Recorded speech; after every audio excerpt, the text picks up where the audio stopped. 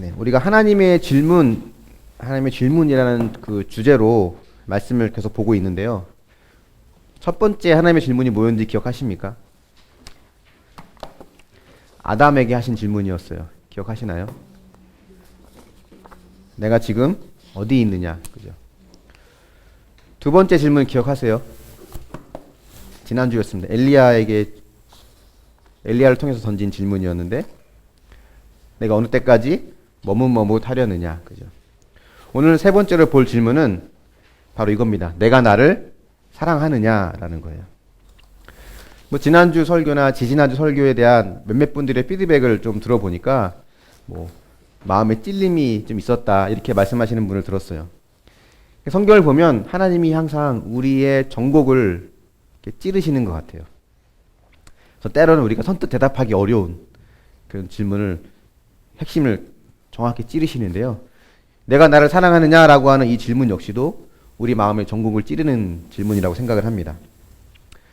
근데 이 질문은 누가 누구에게 한 질문이냐면 예수님이 베드로에게 하신 질문이에요. 예수님이 베드로에게 하신 질문인데 이 본문의 배경을 좀 우리가 알 필요가 있습니다. 예수님께서 십자가에 달려 죽으실 때 제자들에게는 그 사건이 매우 충격적인 사건이었습니다. 왜냐하면 지금까지 예수님 보여주신 능력을 보면 충분히 이스라엘을 해방시킬 수 있는 그런 지도자가 될 수 있는 분이었고 머지않아 그런 날이 곧 올 거라고 기대를 했습니다. 그런데 그런 기대와 달리 예수님은 너무나도 무력하게 체포되셨고 체포되시자마자 그날 밤에 재판을 받으시고 사형 선고가 내리고 그 다음날 새벽에 십자가에 달리셨어요. 결국 제자들은 예수님이 죽으시면서 뿔뿔이 흩어지게 되고 예수님과 제자라고 하는 그 공동체 자체가 완전히 와해됩니다. 무너져 버리죠. 근데 이 과정 속에서 보여진 제자들의 모습은 사실 실망스러웠습니다. 뭐 대부분의 제자들이 다 도망갔어요. 베드로의 경우는 너 예수와 한패지, 너 저 예수와 한패거리 아니야? 라는 그 지적에 절대 아니라고 하면서 심지어는 저주까지 하면서 그렇게 예수님을 3번이나 부인했습니다. 근데 우리가 알다시피 예수님은 그렇게 십자가에 죽으신 이후에 3일 만에 부활하셨죠. 그 부활하신 주님은 예수님이 죽으신 이후에 두려워하고 있는 제자들에게 나타나셨어요. 2번 나타나셨습니다. 한 번은 제자들이 이렇게 방 안에 이렇게 모여 있을 때, 도마가 없을 때, 도마라고 한 제자가 없을 때 한 번 나타나셨고, 또 한 번은 도마란 제자가 있을 때, 도마에게 내 손을 넣어서 내 손의 못자국과 내 옆구리의 창 자국을 한번 만져봐라 이렇게 말씀하시잖아요. 그래서 부인할 수 없을 만큼 확실한 증거로 예수님이 내가 살아났다라고 하는 것을 제자들에게 보여주셨어요. 그러면 제자들은 이제 예수님이 살아나셨으니까 다시 소망을 가지고 뭔가를 해볼 수 있는 그런 기대를 가질 법도 한데 그렇지 않았습니다. 그들은 베드로를 따라서 다 바다에 가서 물고기를 잡기 시작했어요. 그럼 베드로에게 예수님이 오신 거예요. 그래서 이렇게 묻습니다. 요한의 아들 시몬아, 내가 이 사람들보다 나를 더 사랑하느냐? 내가 날 사랑하느냐? 네가 날 사랑하느냐? 이렇게 3번 물으세요. 이 베드로에게 하신 질문은 베드로에게 뿐만이 아니라 그 당시 베드로와 함께 있던 그 옆에 있던 다른 제자들에게도 동시에 던지신 질문이었고 또 오늘을 살아가는 우리에게도 예수님은 똑같이 말씀하십니다. 네가 나를 사랑하느냐? 여러분 베드로의 성격 어떨 것 같습니까? 여러분이 알고 있는 베드로의 성격은 어떤 것 같아요? 뭐 차분하고 뭐 그러진 않을 것 같아요. 그죠? 좀 덜렁댈 때도 있고 성격 급하고 뭐 다혈질이고 뭔가 이렇게 분위기를 주도하는 스타일이고 그렇습니다. 근데 그런 성격 때문에 그런지 자연스럽게 그 제자들 공동체 그 12명의 제자들 중에서 베드로가 맏형 역할을 했어요. 리더 역할을 했습니다. 실제로 베드로가 제자들 중에서 나이가 제일 많습니다. 이 당시에 유일하게 20세를 넘은 제자들 중에 20살을 넘은 사람이 베드로였어요. 제자들 나이가 그렇게 많지 않아요. 뭐 30대, 40대 되지 않아요. 17, 18세로 추정합니다. 베드로가 20세가 넘었어요. 그 당시에. 또 결혼도 했죠. 베드로는 결혼까지 한 사람이었어요. 그래서 실제로 나이가 더 많았기 때문에 맏형 역할이고 리더 역할을 했습니다. 근데 그런 리더였던 베드로가 예수님을 3번 부인하게 되고 늘 예수님의 총애를 받았거든요. 근데 그런 베드로가 자기가 위험에 처해지니까 그 예수님 때문에 자기가 위험해지니까 그 예수님을 모른다고 부인하고 버리는 일을 했습니다. 근데 이 베드로의 이 이야기는 마태복음, 마가복음, 누가복음, 요한복음 4복음서에 다 등장해요. 4복음서에 다 나오는 이야기가 그렇게 많지 않아요. 오병이의 기적이라든가 아니면 옥합을 깨뜨린 여인의 이야기 뭐 요 정도로 나오는데 많이 나오지 않거든요. 근데 이 베드로의 이런 모습은 4복음서에 다 나옵니다. 왜 다 기록했을까? 왜 베드로의 실패를 다 기록한 걸까? 아마도 그 이야기는 이 베드로의 실패는 베드로에게뿐만이 아니라 우리 모두에게도 누구나 있을 수 있는 일이라는 것을 아마 말해주는 것 같습니다. 특별한 베드로에게만 있는 사건이 아니라 우리도 늘 이렇게 베드로처럼 때로는 예수님을 부인하고 또 예수님을 내어버리는 그런 일을 할 수 있다는 거예요. 베드로는 뭐 3번만 부인했지만 어찌 보면 우리는 하루에도 수없이 예수님을 부인하는 것 같아요. 내가 죄를 짓고 있는 그 순간만큼은 마치 예수님이 안 계신 것처럼 예수님이 없는 것처럼 행동하거든요. 그때마다 예수님은 우리로부터 외면당하시는 거예요. 그렇게 보면 우리는 사실 베드로에 비하면 뭐 3번이 아니라 뭐 수백 번, 수천 번, 수만 번까지도 늘 배신하고 부인하는 것 같습니다. 문제는 베드로가 이렇게 부인했지만 부활하신 주님을 만난 다음에 그가 다시 예전으로 돌아갈 수 없게 되었다는 거예요. 다음 우리 21장 3절 말씀 한번 같이 볼까요? 같이 읽어보겠습니다. 시작. 시몬 베드로가 나는 물고기를 잡으러 가노라 하니 그들이 우리도 함께 가겠다 하고 나가서 배에 올랐으나 그날 밤에 아무것도 잡지 못하였더니 베드로가 나는 물고기나 잡으러 가야겠다라고 해요. 항상 이렇게 분위기를 주도하는 사람은 베드로입니다. 제자들이 그러면 우리도 가겠다 하고 우르르 따라갑니다. 물고기를 잡으러 간다는 뜻은 뭐냐면 다시 예전으로 돌아간다는 거예요. 다시 옛날의 모습으로 돌아간다는 겁니다. 예수를 알기 전, 주님을 만나기 이전의 삶으로 돌아가는 거예요. 물론 이들이 부활한 주님을 만났고 예수님이 다시 살아나신 걸 알았지만 무엇을 해야 될지, 어디로 가야 할지 또 다시 한번 예전처럼 예수님과 함께 했던 모습으로 돌아가고 싶은 의욕조차 상실해버린 상태입니다. 베드로가 왜 이렇게 됐을까? 베드로가 왜 다시 예수님과 함께 그 전으로 돌아가고 싶은 마음조차 생기지 않는 걸까? 인간적으로는 사실 이해는 돼요. 만약에 여러분이 평소에 굉장히 존경했다거나 굉장히 뭐 좋아하는 어떤 선생님이나 어르신, 어떤 목사님 그런 분들에게 큰 실수를 했거나 큰 상처를 줬다면 다시 그분을 만난다고 하는 것은 사실 매우 부담스러운 일이죠. 그죠? 예수님은 12제자를 다 사랑하셨어요. 하지만 예수님은 똑같이 사랑하지 않으셨습니다. 성경에 보면 베드로, 야고보, 요한 이 3사람과 더 많은 시간을 보내셨어요.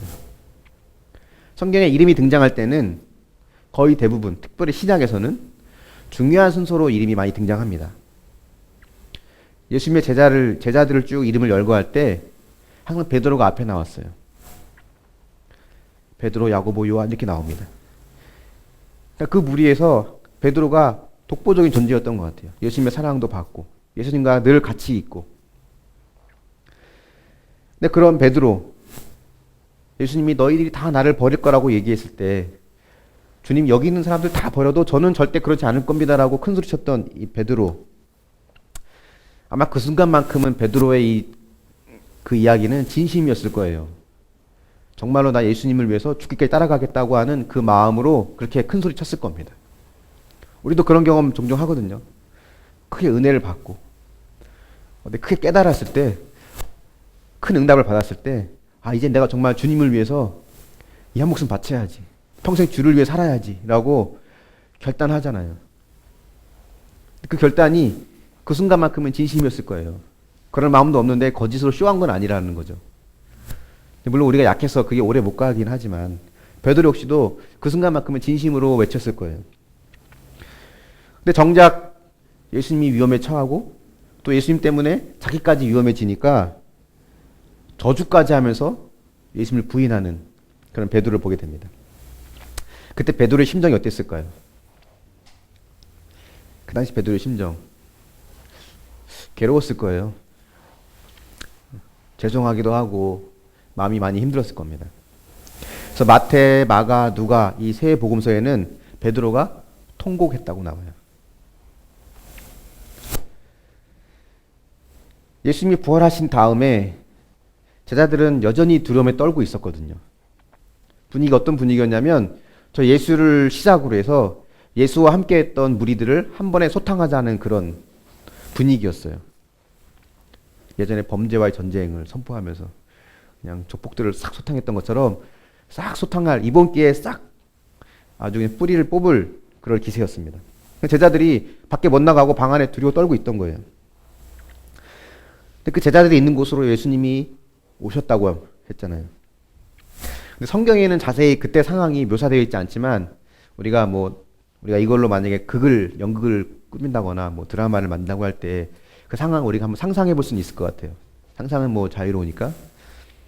평소 같았으면 베드로가 예수님만 보면 달려가서 끌어안고 온갖 오보를 다 했을 텐데 아마 그날만큼은 베드로도 감히 예수님을 쳐다보지 못하지 않았을까. 면목이 없어서. 그분을 만날 자신도 없고 또 과연 그분이 나를 받아주실까? 다시 예전처럼 똑같이 사랑해 주실까라고 하는 확신도 없었지 않았을까 생각을 하게 됩니다. 근데 이런 베드로의 마음을 예수님이 누구보다 잘 아셨어요. 그래서 요한복음 21장, 우리가 보고 있는 요한복음 21장은 아주 집요하게 베드로를 회복시키는 예수님의 모습을 볼 수 있습니다. 예수님은 어떤 식으로 베드로를 회복시키냐면요. 하나씩 볼 텐데 예수님과 베드로 사이에 과거에 있었던 일을 똑같이 세팅해요. 그 재현 드라마 같은 거 보시면 그 상황을 재현하잖아요. 또 배우들이 그것처럼 예수님이 똑같은 상황으로 재현합니다. 한번 21장 5절과 6절 말씀 한번 같이 보겠습니다. 시작. 예수께서 이르시되 얘들아 너희에게 고기가 있느냐 대답하되 없나이다. 이르시되 그물을 배 오른편에 던지라. 그리하면 잡으리라 하시니 이에 던졌더니 물고기가 많아 그물을 들 수 없더라. 예수님 베드로가 제자들과 함께 바다로 갔다고 했잖아요. 얘들아 고기나 잡으러 가자. 그러니까 우르르 가 잡았습니다. 근데 밤새도록 잡으려 했는데 못 잡았어요. 근데 그런 상황에서 예수님이 오셔서 너희 고기가 있느냐? 없다고 하니까 그물을 배 오른편에 던져라 라고 이야기하시죠. 그래서 그렇게 했더니 고기가 많이 잡혔어요. 여러분 밤새도록 고기를 한 마리도 못 잡고 예수님이 그물을 어디다 던져라 해서 던졌더니 그물로 물고기를 많이 잡은 이 사건, 어디서 많이 본 사건 아니에요? 이 사건 여기에 처음 나왔을까요? 앞에 베드로와의 만남 속에 한번 베드로와 예수님 사이에 첫 번째 만남에 그런 일이 있었죠. 베드로가 밤이 새도록 물고기를 잡으려 했지만 한 마리도 못 잡았을 때 예수님이 그물을 깊은 곳에 던져라. 베드로가 내가 밤새도록 던져서 한 마리를 못 잡았는데 주의 말씀을 의지해서 던지겠습니다라고 해서 던졌을 때 물고기를 많이 잡게 되었고 그런 베드로에게 예수님이 너는 이제부터 물고기를 낚는 어부가 되지 말고 사람을 낚는 어부가 될 것이다. 이 예수님과 베드로 사이에는 절대야 뗄래야 뗄 수 없는 역사적인 사건입니다. 그죠? 이 똑같은 상황을 지금 예수님이 재현하고 있어요. 물고기가 없는 상황에서 어떤 생각이 들었을까? 그때 그 기억이 떠오르지 않았을까요? 지금 아직까지는 베드로가 이렇게 말씀하신 분이 예수님이란 거를 아직 몰랐어요. 아직 인식하지 못했어요. 누군가가 얘기해서 던져서 물고기를 잡은 거거든요. 그러면 예전에 이런 일이 있었는데, 나를 사랑했던 그분과의 첫 만남, 그분이 나를 부르실 때, 제자로 부르실 때 이런 일이 있었는데 라고 아마 그때의 기억을 떠올렸을 겁니다. 그때 이 요한복음 기록한 요한이 뭐라고 말하냐면 주님이시다 라고 외쳐요. 그때야 이제 비로소 이제 알아보게 된 거예요. 주님이시다. 베드로가 그 말을 듣자마자 얼른 겉옷을 입고 바다로 뛰어들면서 첨벙첨벙 예수님께로 달려갑니다. 베드로의 마음을 우리가 좀 생각할 필요가 있을 것 같아요. 물고기를 잡아 올리면서 예전에 나를 그렇게 사랑하고 나를 찾아오시고 나를 제자 삼아 주셨던 그분과의 첫 만남, 그걸 떠올리고 있을 때 마침 누군가가 주님이 오셨다라고 말씀하셔서 앞뒤 보지 않고 그분께로 뛰어 달려가는, 어떻게 보면 참 어린아이 같은 이 베드로의 모습. 그분을 그리워하고 사랑했지만 차마 그분께 다가갈 용기가 없었던 것 같아요. 그런 베드로에게 베드로는 예수님 찾아오셨고 베드로는 그분 앞에 앞뒤 가리지 않고 그냥 바다로 뛰어들어 달려갑니다. 또 어떤 일이 또 있었냐면 다음 구절 한번 보여주겠어요. 21장 9절인데요. 같이 보겠습니다. 시작. 육지에 올라와 보니 숯불이 있는데 그 위에 생선이 놓였고 떡도 있더라. 뭐 다른 거는 모르겠지만 우리가 쉽게 지나치기 쉬운 숯불이라는 이 단어, 그냥 지나치기 쉬운 이 숯불이 베드로와 예수님 사이에는 아주 중요한 어떤 사건을 떠올리게 하는 매개체가 됩니다. 아마 이 숯불 옆에서 지금 베드로와 예수님이 만나고 있는데 둘 사이에 눈빛이 오고 갔을 것 같아요. 제가 볼 때는. 아마 다른 사람은 몰라도 예수님과 베드로 둘 사이에만 아는 뭔가의 사건이 있었거든요.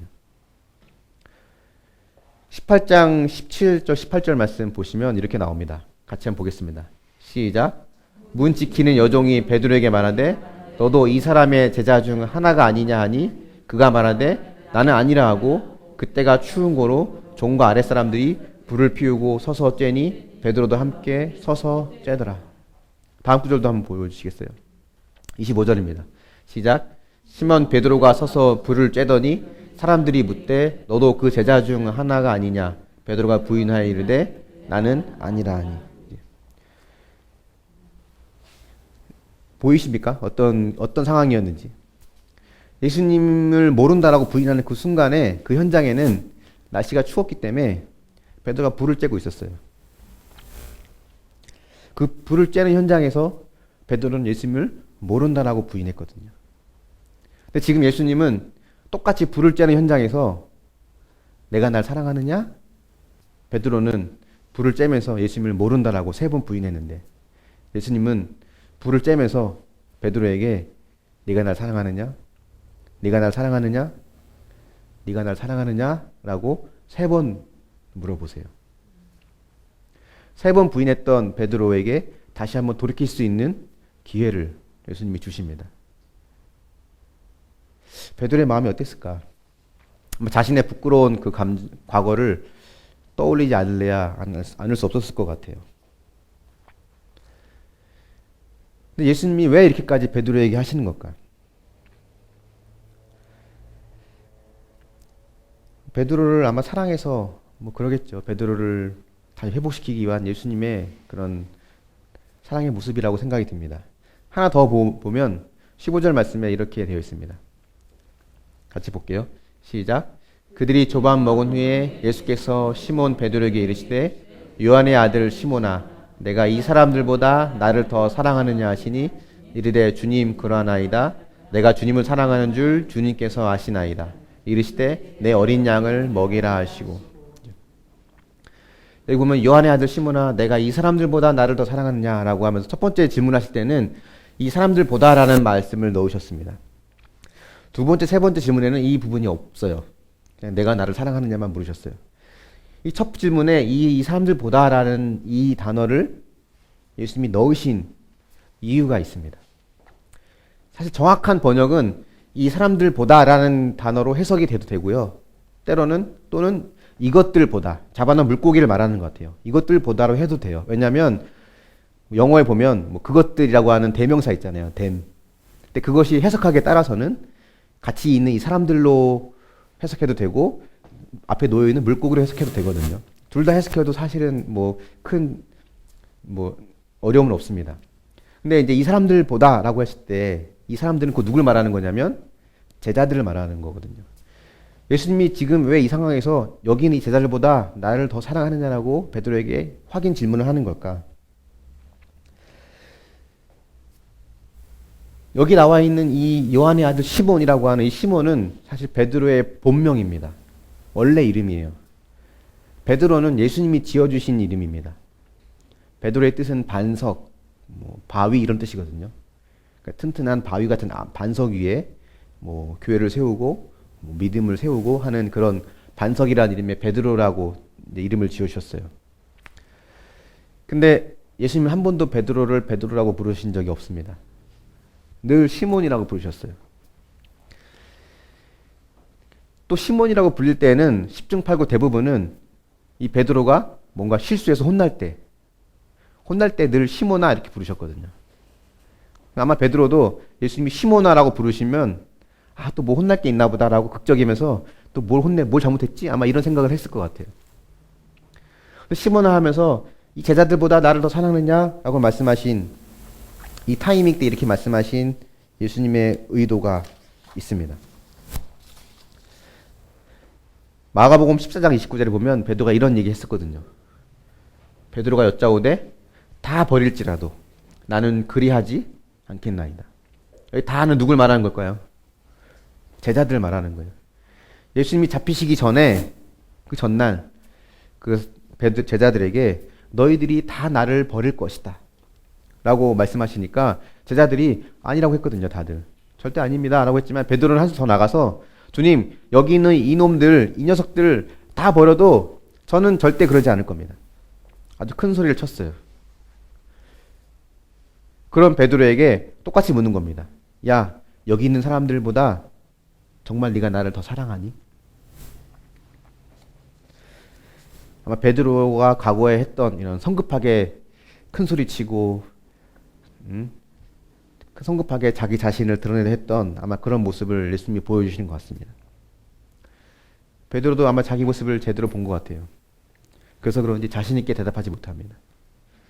주님이 아십니다. 주님이 아십니다. 이렇게 이야기해요. 지금 상황을 보면 예수님이 의도적으로 베드로에게 있었던 과거의 일들을 똑같이 재현하고 있는 거예요. 똑같이 반복해서 물어보고. 집요하게 베드로를 돌이키고자 하는 예수님의 이 쉬지 않는 사랑, 멈추지 못하는 멈출 수 없는 이 사랑, 이거 외에는 설명할 길이 없습니다. 우리는 주님의 사랑을 때론 너무 과소평가할 때가 있는 것 같습니다. 예수님이 베드로를 언제 용서하셨을까요? 언제 용서하셨을 것 같습니까? 누가복음 22장에 보면 62절까지 한번 보면 이런 말이 있습니다. 한번 같이 볼게요. 시작. 한 시간쯤 있다가 또 한 사람이 장담하여 이르되 이는 갈릴리 사람이니 참으로 그와 함께 있었느니라. 베드로가 이르되 이 사람아 나는 네가 하는 말을 알지 못하겠노라 하고 아직 말하고 있을 때에 닭이 곧 울더라. 어떤 상황인지 아시죠? 앞에 좀 뒤로. 예.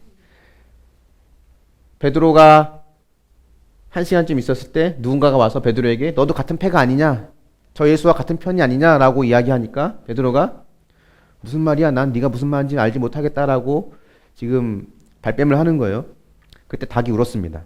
이 이야기는 예수님이 이미 예언하신 내용이죠. 네가 닭 울기 전에 나를 3번 부인하리라. 그리고 닭이 울었어요. 말씀대로. 그냥 그 다음에 보시면 넘겨주세요. 말씀. 네.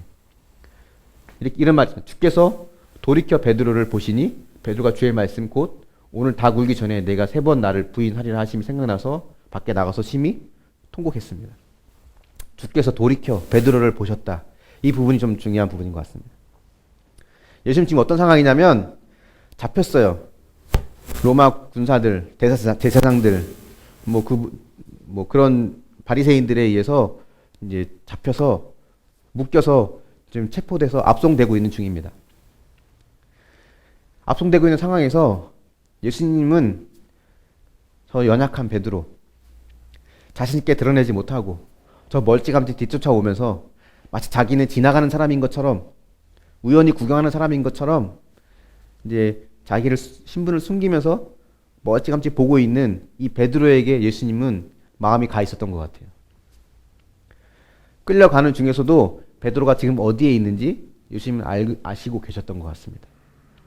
그리고는 베드로가 부인하고 닭이 우니까 그 베드로를 향해 고개를 돌려 베드로를 보십니다. 베드로와 예수님이 눈이 마주쳤을 거예요. 베드로의 그 모습을 보신 예수님, 어떤 마음이셨을까? 야, 너는 그렇게 큰 소리 쳐놓고 다른 사람들 다 버려도 너는 안 그러겠다고 큰 소리 쳐놓고 네가 어떻게 나한테 그럴 수 있냐? 다른 제자는 몰라도 너는 그러지 말아야지 라고 하면서 분노하셨을까? 아니면 혹시나 했는데 역시 너도 별거 아니구나 하면 실망하셨을까? 아닙니다. 그러지 않으셨을 거예요. 그렇게 부인할 수밖에 없는 베드로의 약함을 주님은 이미 아셨기 때문에 그런 연약한 베드로를 불쌍히 여기셨습니다. 베드로에게 실망하지 않으셨어요. 하나님이 여러분에게 실망하실 것 같습니까? 주님이 여러분에게 실망하실 것 같아요. 반복된 죄와 반복된 실패와 실수, 결국 내 욕심에 넘어지고 마는 이런 부족한 내 모습에 주님이 실망하실 것 같아요. 그렇지 않아요. 주님은 실망하지 않으십니다. 왜냐하면 우리가 그 정도밖에 안 되는 사람이라는 것을 이미 아시는 분이에요. 아시면서도 우리를 사랑하시는 분이에요. 몰라서 사랑하신 게 아니라 그 정도밖에 안 되는, 그 정도 수준밖에 안 되는 사람인 것을 아시지만 그 정도인 우리를 사랑하시기 위해서 십자가에 달리시고 또 우리를 지금도 사랑하고 계시는 겁니다. 그게 예수님의 마음이죠. 그래서 예수님이 하신 질문, 요한의 아들 시몬아, 네가 이 사람들보다 나를 더 사랑하느냐라고 하는 질문 속에는 수많은 메시지가 담겨 있습니다. 여러분이 묵상하기에 따라 많은 메시지들이 여러분에게 다가올 수 있을 것 같아요. 여러분의 이름을 넣어서 한번 묵상해 보십시오. 거기에 여러분의 그 질문을 하시는 예수님의 어떤 마음이 담겨 있을지 느껴지는지 한번 묵상해 보십시오. 삶에서 실패하고 넘어져서 몸과 마음이 너덜너덜해져 있는 내 모습, 반복된 실패로 자신감도 잃어버리고 다시 시작할 수 있는 용기조차 없어져 버린 이런 나에게 주님이 이렇게 말씀하실 때, 내가 나 사랑하느냐 물어보실 때 그 물음에는 어떤 의미가 있을까? 저에게는 이런 마음이 느껴졌어요. 나는 이미 너를 사랑하고 있다. 윤서가 난 너를 사랑한다. 주님이 사랑하기니까, 주님은 이미 사랑하기 때문에 거꾸로 내 사랑에 대한 답을 요구할 수 있는 것 같아요. 네가 날 사랑하느냐? 그 질문 속에 난 널 사랑하고 있다는 말이 들어있을 것 같습니다. 또 하나는 이거 같아요. 너는 나를 버리고 떠났어도 난 널 떠나지 않아. 망가졌니? 주저앉았어? 또 실패했니? 다시 시작해볼래? 괜찮아, 다시 해보자. 그런 수많은 메시지들이 있을 것 같아요. 여러분들도 묵상해보면 아마 여러분에게 주시는 마음의 메시지들이 있을 거라고 생각이 듭니다. 여러분 넘어지고 실패했습니까? 반복된 실패로 인해서 자존감도 무너지고 내 자신이 한심스러워 보이나요? 이런 내 모습 주님이 실망해서 나를 외면하실 것 같은가요? 그때 주님이 이렇게 물으시는 거거든요. 나를 사랑하니? 나는 너를 너무 사랑하는데 너도 나 사랑할 수 있겠니? 나 믿고 다시 해보지 않을래? 이 주님의 물음에 베드로가 이렇게 대답하잖아요. 주님이 제 마음을 아십니다. 이전처럼 자신 있게 말을 못하는 것 같아요. 하지만 베드로 안에 있는 주님을 향한 마음은 부인할 수 없는 사실이죠. 주님이 제 마음 아십니다. 그래서 주님이 이렇게 말하거든요. 내 양을 치라, 내 양을 먹이라 하면서 예수님이 베드로에게 중요한 사명을 맡기십니다. 저는 이 부분이 저에게 참 위로가 됐어요. 말씀을 준비하면서도 그랬고 힘이 됐어요. 목회자로 부름받고 목회자로서 사역을 해 나갈 때 깨달은 것 중 하나가 뭐냐면요. 아, 내 안에 사랑이 없구나라는 거였거든요. 사랑이 없네. 여러분, 목회자가 뭐 다른 목사님들은 뭐 모르겠지만 저를 보면 목사가 목회를 하는 게 성도를 사랑하기 때문에 목회를 한다고 생각하십니까? 그렇지 않더라고요. 물론 오해하지 마십시오. 저도 여러분을 사랑하고요. 여러분을 소중히 여기고 여러분이 이 공동체 안에 저와 함께 있다는 것에 대해서 정말 감사하고 있거든요. 하나님이 제 마음 아십니다. 어쨌든 아십니다. 정말 사랑해요. 근데 그 사랑이 오래 안 가더라고요. 제 상황에 따라서 제가 좀 힘들고 피곤하고 사람들이 저를 좀 무시하는 것 같고 제 반응에 뭐 제가 기대한 반응을 보이지 않고 그러면 또 한없이 사랑이 사라지기도 했다가 조금만 잘해주고 뭔가 좀 잘해주는 것 같으면 또 사랑이 올라오기도 하고 수시로 있다가 없다가 또 왔다 갔다 하는 게 제 마음에 있는 사랑이라는 감정의 모습이었어요. 여러분도 그럴지 않을까 싶어요. 그래서 느껴지는 건, 아, 내 안에 사랑이 없구나. 여러분, 주일학 교사 다 왕년에 한 번씩 해보셨죠? 다 주일학교 지금도 하시는 분도 있지만, 해보신 분도 있을 거예요. 주일학교 아이들이 사랑스럽던가요? 그 아이들이 사랑스러워서 교사를 하던가요? 물론 그럴 때도 있습니다. 아이들이 사랑스럽고 예뻐요. 근데 그거 오래 못 가요. 오히려 미울 때도 있습니다.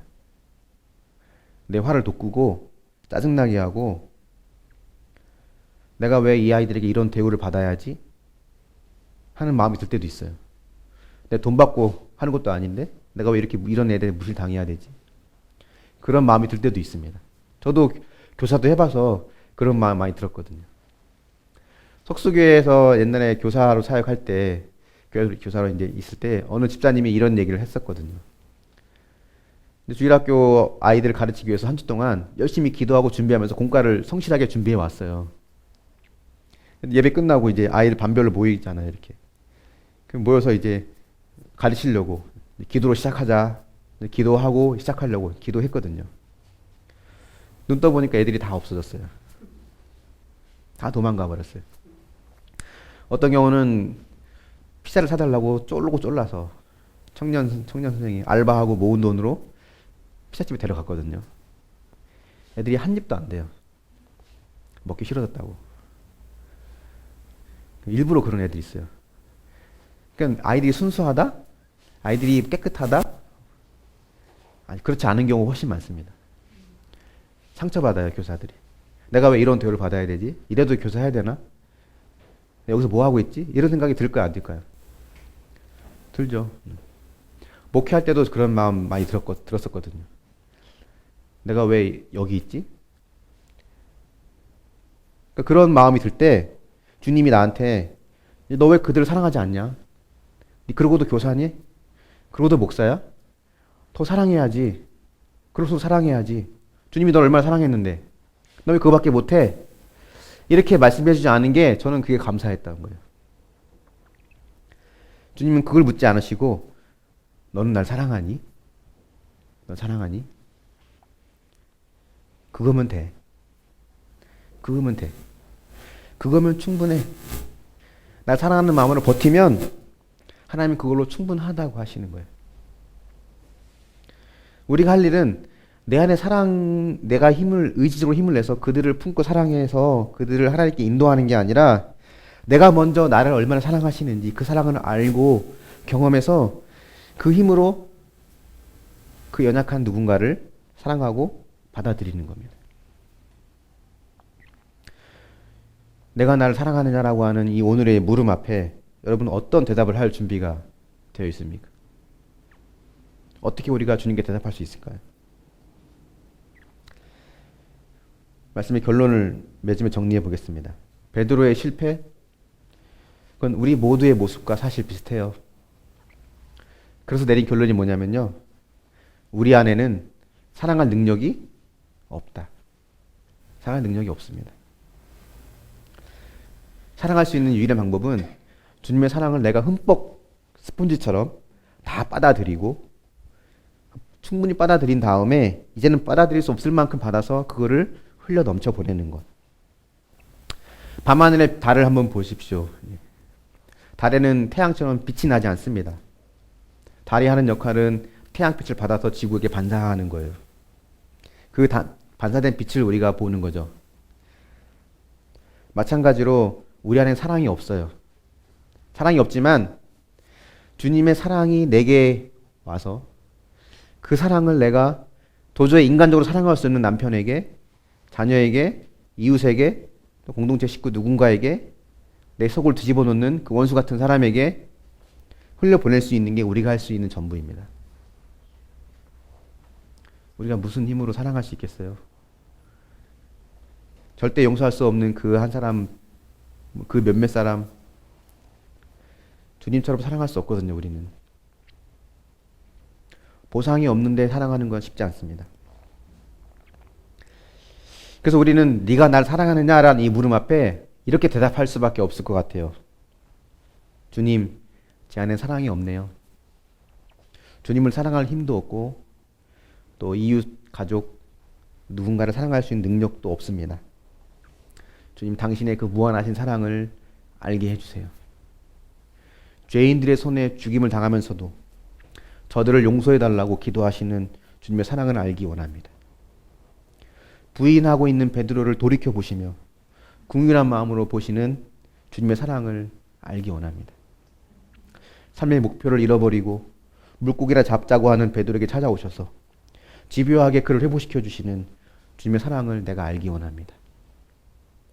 말할 수 없는 고난과 고통으로 아파할 때 나의 아픔에 함께 울고 계시는 주님의 사랑을 알기 원합니다.